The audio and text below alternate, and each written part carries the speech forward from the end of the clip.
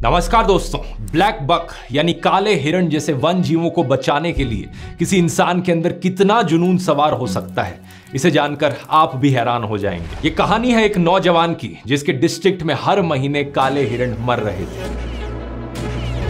ये देखकर उसे गुस्सा आता था, वो उदास होता था, लेकिन समझ नहीं पाता था कि क्या किया जाए। जब ये लड़का कॉलेज में था तो इसने अपनी बिश्नोई कम्युनिटी की एक कॉन्फ्रेंस अटेंड करी जो जंगलों को काटे जाने और वाइल्ड लाइफ को पहुंच रहे नुकसान को लेकर थी। यही वो समय था जब इस युवक के मन में जिंदगी के मायने बदल गए। अपनी पढ़ाई पूरी करके ये गांव वापस आया और संकल्प लिया हिरणों को बचाने का। लेकिन सवाल ये था कि 20 साल का लड़का आखिर शिकारियों का मुकाबला कैसे करेगा। उसने सभी गांव वालों को कहा कि जब भी शिकार की कोई संभावना हो तो मुझे अलर्ट कर देना। एक बार गांव के एक इन्फॉर्मर ने उसे ऐसी ही जानकारी दी कि कहीं पर शिकार होने वाला है। सर्दियों की रात थी, तापमान करीब 14 डिग्री था, लेकिन फिर भी इस नौजवान ने अपनी मोटरसाइकिल उठाई और 30 किलोमीटर मोटरसाइकिल पर गया। जब तक ये वहां पर पहुंचा, अफसोस हिरन ऑलरेडी मारा जा चुका था। उसका मांस वहां पकाया जा रहा था, लेकिन फिर भी इसने पुलिस को बुलाया और शिकारी को गिरफ्तार करवाया। वाइल्ड लाइफ एक्ट 1972 के शेड्यूल 1 के तहत उसके खिलाफ केस दर्ज होता है। ये वहां के लोकल शिकारियों के लिए एक वार्निंग के जैसा था। कुछ समय बाद एक और ऐसा ही केस सामने आया। फिर से इंफॉर्मेशन मिली कि यहाँ पर एक हिरन मारा जाएगा और एक बार फिर से वहां पहुंचने तक हिरन का शिकार किया जा चुका था। इसे एक युवक ने अकेले शिकारियों को किसी तरीके से रोकने की कोशिश करी तो एक शिकारी ने उसके सिर पर बंदूक लगा दी।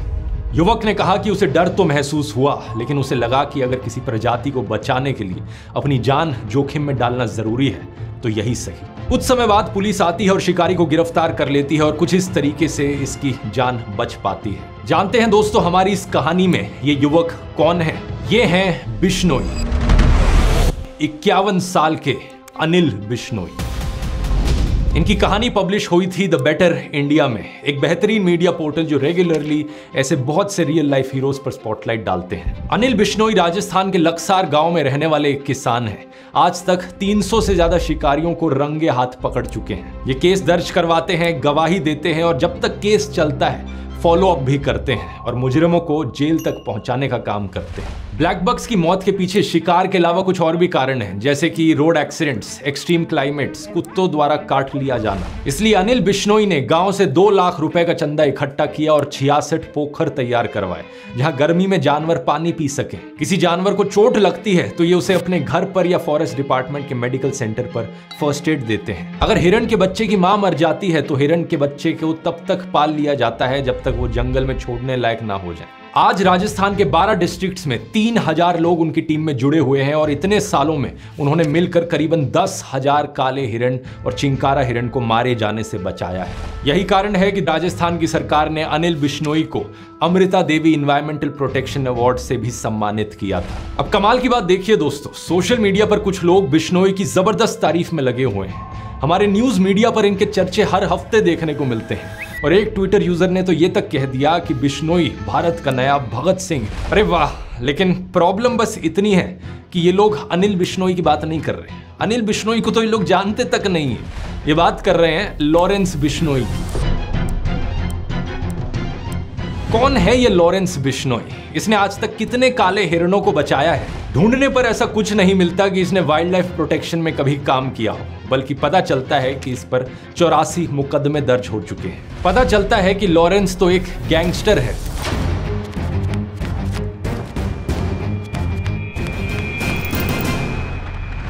वीडियो शुरू करने से पहले एक छोटा सा अपडेट। आप में से बहुत से लोगों ने डिमांड करी थी पिछले Q&A वीडियो में, तो अब इस वीडियो का जो रिसोर्सेज डॉक्यूमेंट है वो पब्लिकली अवेलेबल है। नीचे डिस्क्रिप्शन में लिंक पर क्लिक करोगे तो आपको मिल जाएगा, जहां इस वीडियो के सारे सोर्सेज लाइन बाय लाइन आपको मिल जाएंगे। दूसरा, आप में से कुछ लोग दिवाली की सेल मिस आउट कर गए और रिक्वेस्ट कर रहे थे, इसलिए जो दिवाली सेल है ध्रुव राठी एकेडमी पर, उसे कुछ दिन और बढ़ाया जा रहा है आगे। आपको फ्लैट 56% ऑफ मिलेगा सभी कोर्सेज पर, time management course, chat GPT course और यूट्यूबर कोर्स। कूपन कोड इस्तेमाल कीजिए दिवाली 56। अब मिस आउट मत करना, यही मौका है अगर आप किसी भी कोर्स में इंटरेस्टेड हो और ये कूपन कोड सिर्फ कुछ ही और दिन के लिए वैलिड है। लिंक नीचे डिस्क्रिप्शन में मिल जाएगा सभी कोर्सेज का, या फिर आप इस QR कोड को भी स्कैन कर सकते हो। चलिए अब अपनी कहानी पर वापस आते हैं। अनिल बिश्नोई ने एक तरफ अपनी पढ़ाई करी सूरतगढ़ कॉलेज से और एनवायरमेंट और वाइल्ड लाइफ प्रोटेक्शन को अपना मिशन बना लिया। दूसरी तरफ लॉरेंस बिश्नोई ने अपनी पढ़ाई करी चंडीगढ़ कॉलेज से और क्या किया, स्टूडेंट पॉलिटिक्स में घुस गया। चलो ये तो अच्छी बात है, मेरा मानना है कि स्टूडेंट्स को पॉलिटिकल होना चाहिए। भगत सिंह भी अपने कॉलेज के समय पॉलिटिकल थे, ब्रिटिश सरकार के अत्याचार के खिलाफ आवाज उठाते थे। मैंने एक ही वीडियो किया था इनके ऊपर जिसमें मैंने बताया था कि कैसे भगत सिंह हाईएस्ट ऑर्डर के इंटेलेक्चुअल थे, बहुत सारी किताबें पढ़ते थे, क्योंकि उनका कहना था बम और पिस्तौल से क्रांति नहीं आती, क्रांति की तलवार विचारों की शान पर तेज होती है। उन्होंने कीर्ति जैसी पत्रिकाओं में बहुत से आर्टिकल्स लिखे, जैसे कि धर्म व फसाद ते उम्दा इलाज। इस आर्टिकल के जरिए उन्होंने बताया जनता को कि कैसे सांप्रदायिक ताकतें देश को तोड़ रही हैं। वो उस समय के हुए दंगों की बात कर रहे थे कि कैसे लोग एक दूसरे को सिर्फ इसलिए मार रहे हैं क्योंकि कोई हिंदू है, कोई सिख है तो कोई मुसलमान है। इस आर्टिकल में भगत सिंह ने सॉल्यूशंस भी बताए कि लोगों में वर्ग चेतना जगाई जाए, मतलब कि उन्हें एहसास कराया जाए कि वो हिंदू हो या मुस्लिम, आखिरकार वो हैं तो गरीब ही। और दुनिया भर के गरीब लोग, चाहे वो किसी भी रंग, रिलीजन या देश के हों, उनके वही अधिकार हैं। उनका फायदा इसी में है कि हर तरह के भेदभाव मिटा दिए जाएं और सत्ता को अपने हाथों में लिया जाए। आखिर में उन्होंने उम्मीद जताई कि भारत के सच्चे हमदर्द इन समाधान के बारे में सोचेंगे और देश को आत्म विनाश से बचाएंगे। इन आर्टिकल्स की बात मैंने डिटेल में इस वाले वीडियो में करी है, नहीं देखा है तो लिंक डिस्क्रिप्शन में है। लेकिन सवाल यहां पर यह है कि क्या लॉरेंस ने इन समाधान के बारे में सोचा? क्या उसने देश की एकता को बढ़ाने के लिए कुछ किया? पूछो अपने आप से। भगत सिंह ने अफसोस जताया था कि जो किसान सभी के लिए अनाज उगाता है, आखिर वो भूखा क्यों रहता है? जो बुनकर सभी के लिए कपड़े बुनता है, उसके बच्चों के पास ही कपड़े क्यों नहीं होते? तो क्या लॉरेंस ने इसके लिए कोई विरोध प्रदर्शन किया कि किसानों को उनकी फसलों का ऊंचा दाम मिले? नहीं। तो क्या थी लॉरेंस बिश्नोई की स्टूडेंट पॉलिटिक्स?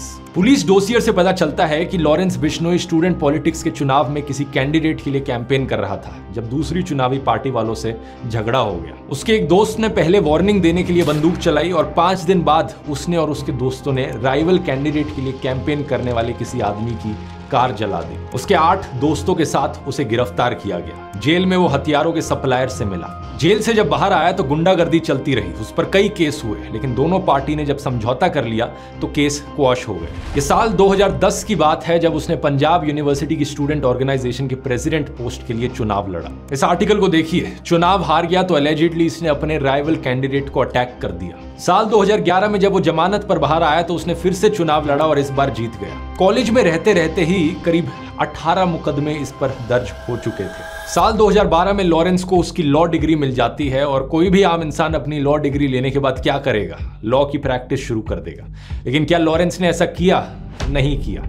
वो कोर्ट तो गया, लेकिन मासूम लोगों को न्याय दिलवाने के लिए नहीं, वकील की तरह नहीं, बल्कि एक अक्यूज्ड की तरह कोर्ट गया।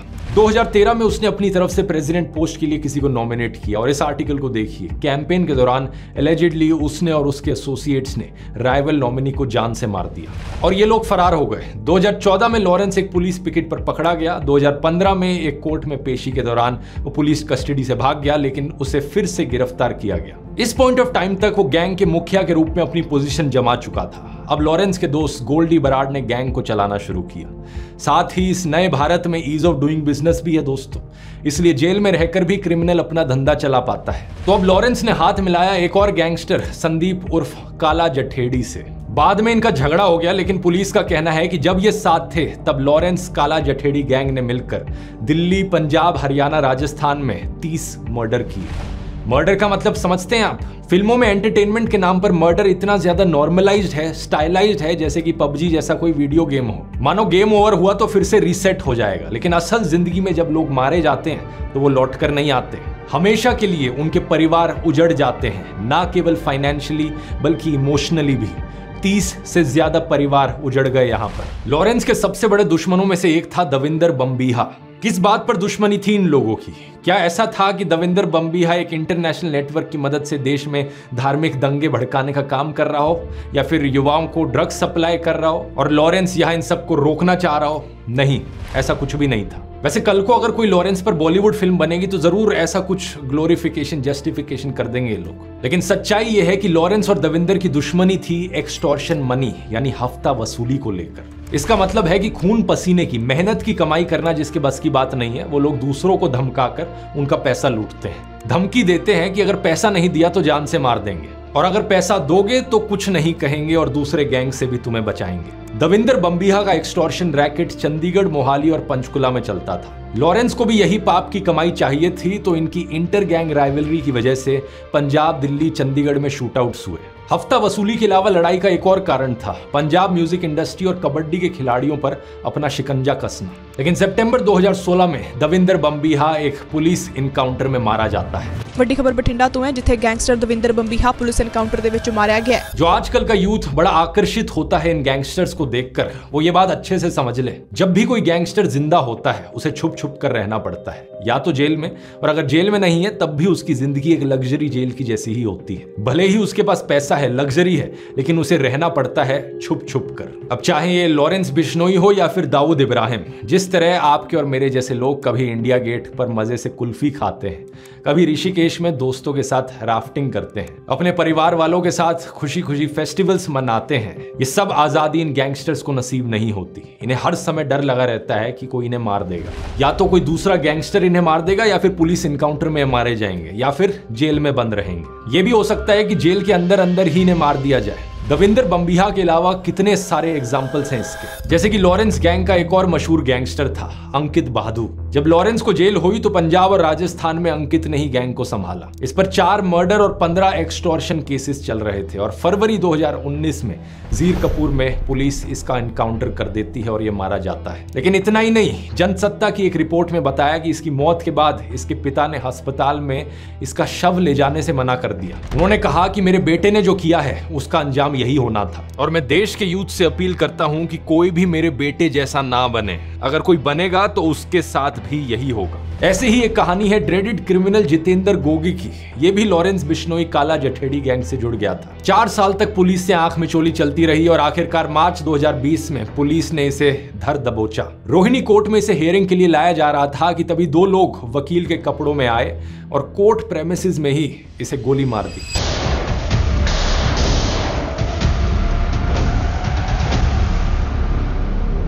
ये 2 असैसिन्स जग्गा और राहुल भी वहीं पुलिस द्वारा मार दिए जाते हैं। ये जितेंद्र गोगी के राइवल सुनील बालियान उर्फ टिल्लू ताजपुरिया के गैंग के लोग थे। इसके करीबन 1.5 साल बाद टिल्लू ताजपुरिया को भी मार दिया जाता है। कहां पर?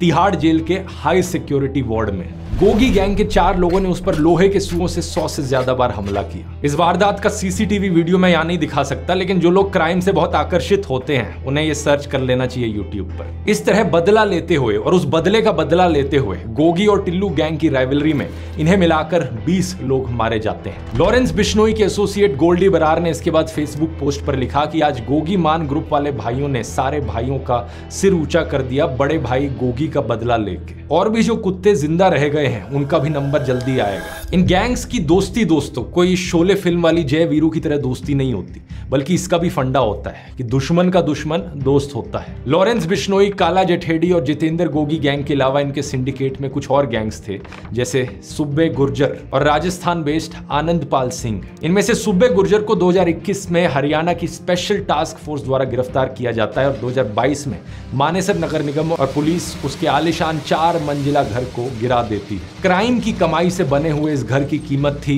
4 करोड़ रुपए। बताया गया कि यह गैर कानूनी तरीके से बनाया हुआ था। दूसरी तरफ आनंदपाल सिंह पुलिस इनकाउंटर में मारा गया। कुछ महीने पहले एक सीबीआई कोर्ट ने ऑब्जर्व किया था कि आनंदपाल सरेंडर कर चुका था, लेकिन फिर भी उसे मार दिया गया। आनंदपाल की एसोसिएट अनुराधा चौधरी उर्फ मैडम मिन्स ने काला जठेड़ी से शादी कर ली थी। तो एक तरफ है ये लॉरेंस, काला जठेड़ी, गोगी, सुब्बे गुर्जर और आनंदपाल सिंह का क्राइम सिंडिकेट, और इनके खिलाफ एक दूसरा क्राइम सिंडिकेट जिसमें शामिल थे दविंदर बम्बिहा गैंग, नीरज बवाना, टिल्लू ताजपुरिया, संदीप ढिल्लू और कौशल चौधरी। इनमें से बम्बिहा और टिल्लू मारे जा चुके हैं और बाकी तीनों जेल में बंद हैं। नीरज बवाना के ऊपर 40 से ज्यादा केस हैं, जिसमें murder, attempt to murder, extortion, land grabbing के केस शामिल हैं। अप्रैल 2015 की एक रात वो अपने परिवार से चोरी छुप के मिलने जा रहा था जब दिल्ली पुलिस के स्पेशल सेल ने उसे गिरफ्तार कर लिया। अक्टूबर 2017 में उसे सॉलिटरी कन्फाइनमेंट में डाल दिया जाता है, यानी कि उसके आसपास कोई भी और कैदी नहीं होगा। उसका वकील कोर्ट में बाद में गुहार लगाता है कि अकेलेपन की वजह से वो डिप्रेशन जैसी मेंटल प्रॉब्लम्स का शिकार हो रहा है। अप्रैल 2018 में कोर्ट आदेश देता है कि उसे दूसरे सिक्योर वार्ड में शिफ्ट कर दिया जाए, जहां उसे दूसरे कैदियों से बात करने का मौका मिल सके। पुलिस ने उसके एक एसोसिएट सचिन उर्फ गोलू को भी गिरफ्तार किया। वो जिस घर में रह रहा था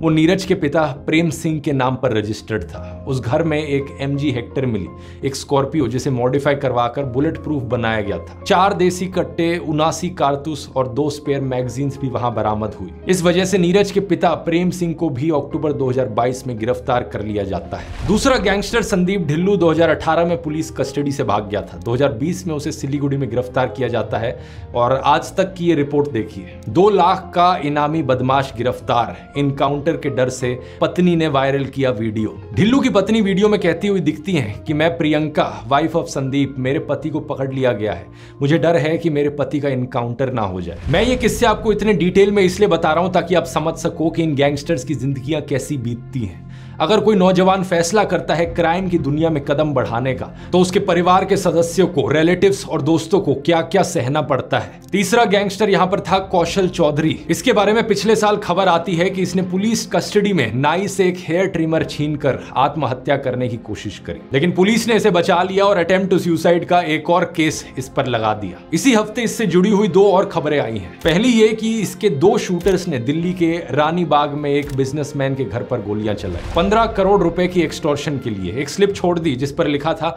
कौशल चौधरी, पवन शौकीन, बम्बीहा गैंग।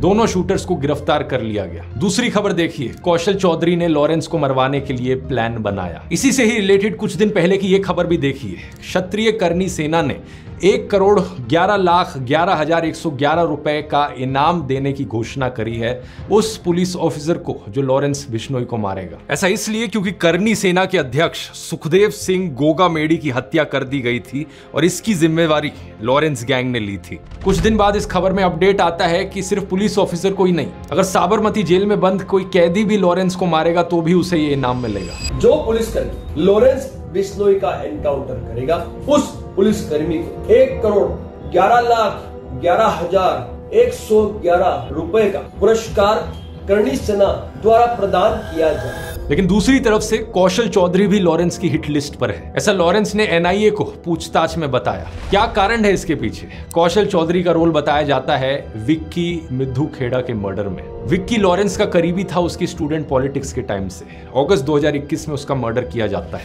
विक्की का नाम अक्टूबर 2020 की सिर्फ एक FIR में था जो लिखी गई थी चंडीगढ़ के सेक्टर 39 पुलिस स्टेशन में। इस FIR में विक्की पर आरोप था कि वो लॉरेंस गैंग का मेंबर था और उस गैंग के सदस्यों को लॉजिस्टिकल सपोर्ट देता था। मर्डर के 1 साल बाद मोहाली के SSP विवेकशील सोनी ने भी अपने बयान में यही कहा था कि लॉरेंस गैंग का करीबी होने के कारण विक्की राइवल बम्बीहा गैंग का टारगेट था। दविंदर बम्बीहा के मारे जाने के बाद इस गैंग को चला रहा था लक्की पड़ियाल। दिल्ली पुलिस की काउंटर इंटेलिजेंस यूनिट ने केस को क्रैक करते हुए बताया कि लक्की पड़ियाल के इंस्ट्रक्शंस पर कौशल चौधरी और अमित डागर ने इसकी साजिश रची थी। 4 शार्प शूटर्स को इसके लिए हायर किया गया था और बम्बीहा गैंग के 12 गैंगस्टर्स गिरफ्तार हुए थे जिनमें 3 शूटर्स शामिल थे।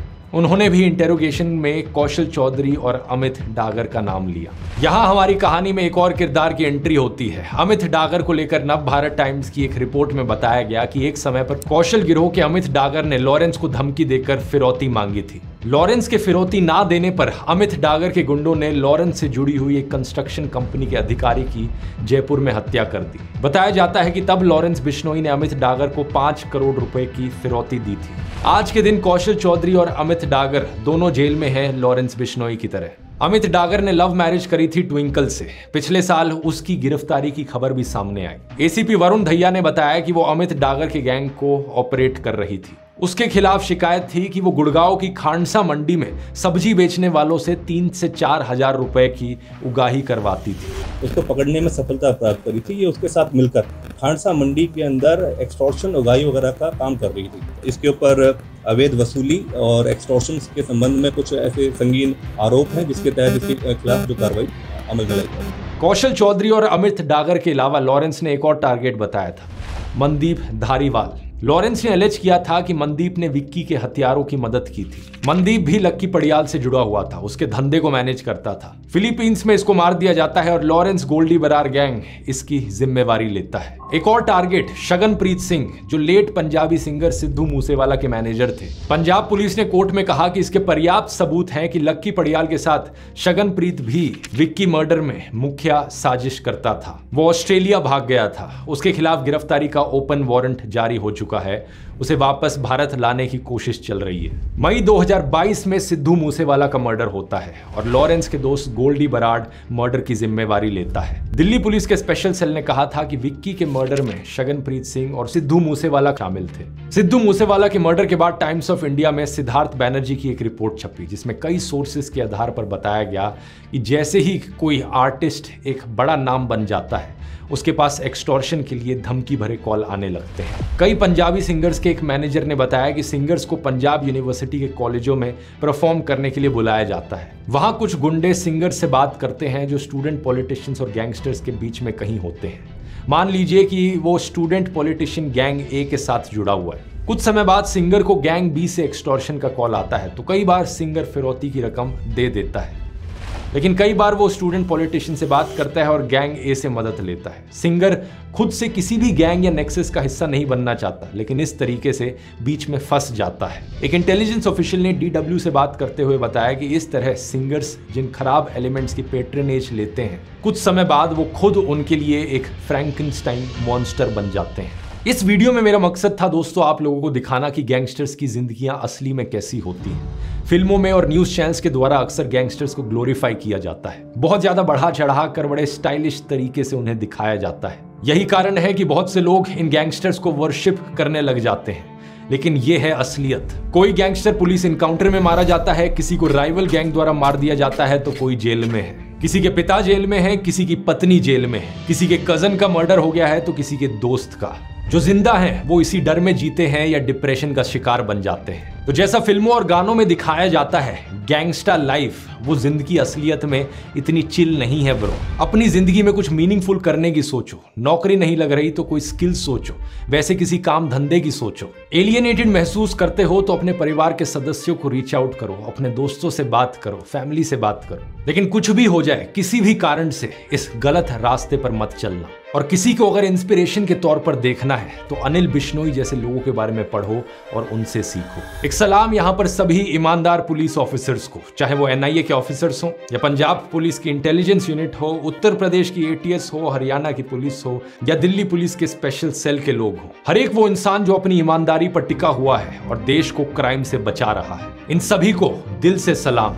इस वीडियो में मेरा फोकस दोस्तों गैंगस्टर्स की खुद की जिंदगियों पर था, लेकिन अगर आप चाहते हो तो इसका एक पार्ट 2 भी बन सकता है इस वीडियो का, जिसमें मैं बात करूं ये गैंगस्टर कल्चर एक्चुअली में बाकी देश पर क्या इंपैक्ट डालता है, हमारे समाज पर इसका क्या असर पड़ता है, बॉलीवुड का क्या नेक्सस रहा है अंडरवर्ल्ड के साथ और फिल्मों में कैसे गैंगस्टर्स को ग्लोरीफाई किया गया है। अगर आप ये वीडियो चाहते हो तो कॉमेंट्स में लिख कर बता सकते हो। कोर्स का लिंक नीचे डिस्क्रिप्शन में मिल जाएगा, कूपन कोड है दिवाली 56 और तब तक के लिए आप ये भगत सिंह वाला वीडियो देख सकते हो यहाँ क्लिक करके। बहुत बहुत धन्यवाद।